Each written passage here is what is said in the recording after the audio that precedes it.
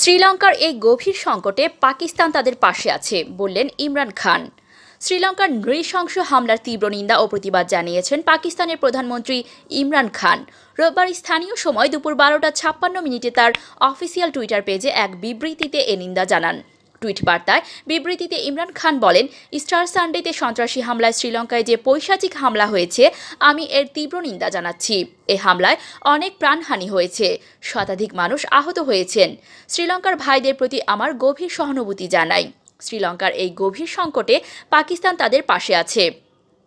প্রসঙ্গত, শ্রীলঙ্কার রাজধানী কলম্বো সহ অন্যান্য এলাকার 3টি গির্জা ও 3টি বিলাসবহুল হোটেলে কয়েক দফা বিস্ফোরণে নিহতের সংখ্যা বেড়ে 189 জনে দাঁড়িয়েছে। এদের মধ্যে অন্তত 35 জন বিদেশি নাগরিক রয়েছে বলে বার্তা সংস্থা এএফপি ও ডেইলি মিররের খবরে বলা হয়েছে। রোববার স্থানীয় সময় সকাল 8:45 এ বিস্ফোরণের ঘটনা ঘটেছে। দেশটির ক্যাথলিক গির্জায় 3টি বিস্ফোরণের ঘটনা ঘটেছে। এছাড়া কলম্বোর মূল কেন্দ্রে অবস্থিত 3টি বিলাসবহুল হোটেল সিন্নামন গ্র্যান্ড, কিংসবুরি ও শ্যাংগ্রি-লা হোটেল 3টি বিস্ফোরণ ঘটে। তবে হামলার ধরন নিয়ে এখন পর্যন্ত পরিষ্কার ধারণা পাওয়া যায়নি। প্রথম বিস্ফোরণটি ঘটে রাজধানীর একটি গির্জায়। প্রায় আধ ঘন্টা পরে পরবর্তী হামলাগুলো ঘটে। ভিউয়ার্স, এতক্ষণ আমাদের সাথে থাকার জন্য ধন্যবাদ।